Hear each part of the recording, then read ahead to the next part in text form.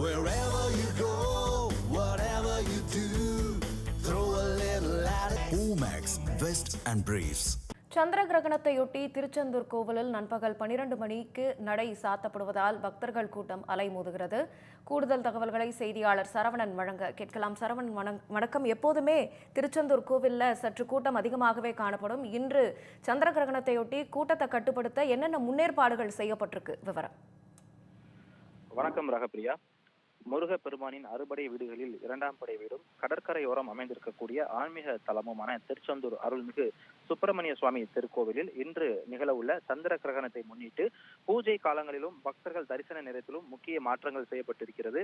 சந்திர கிரகணத்தை ஒட்டி இன்று அதிகாலை 5 மணிக்கு திருக்கோவில் நடையானது திறக்கப்பட்டது. அதனைத் தொடர்ந்து நடைபெற்ற முக்கிய பூஜைகளில் 5:30 மணிக்கு விஸ்வரூப தீபாராதனை, காலை 6:15 மணிக்கு உதய மார்த்தாண்ட அபிஷேகம், இன்று காலை 10 மணிக்கு உச்சிகால அபிஷேகம் என்று தொடர்ச்சியாக நடைபெற்று வருகிறது. பிற்பகல் 2 மணிக்கு சாயரட்சை தீபாரதனை நடைபெற இருக்கிறது. அதனை முன்னிட்டு கோயில் நடையானது அடைக்கப்பட இருக்கிறது. வழக்கமாக நாள்தோறும் பல்லாயிரக்கணக்கான பக்தர்கள் வந்து செல்லக்கூடிய நிலையில் கிரகண காலத்தை முன்னிட்டு பக்தர்களுக்கான அனுமதி நேரத்தில் கோயில் நிர்வாகம் சில கட்டுப்பாடுகளை விதித்திருக்கிறது.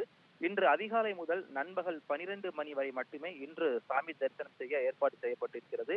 கிரகணம் முடிவடைந்த பிறகு சுத்திகரிப்பு சடங்குகளுக்கு பின் இரவு 8 மணிக்கு மீண்டும் கோவில் நடையானது திறக்கப்பட இருக்கிறது. இரவு 8:30 மணிக்கு ராக்கால அபிஷேகம் நடைபெறும் என்று கோவில் நிர்வாகம் தெரிவித்திருக்கிறது.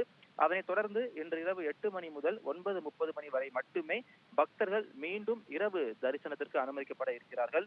கிரகண நேர மாற்றத்தை அறிந்து அதற்கேற்ப பக்தர்கள் தங்கள் பயண திட்டங்களை அமைத்துக் கொள்ளுமாறு கோவில் நிர்வாகம் தெரிவித்திருக்கிறது.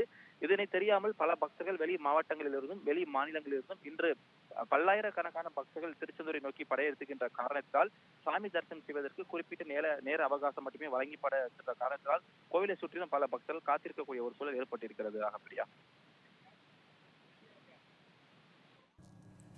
தகவல்களுக்கு நன்றி சரவணன்.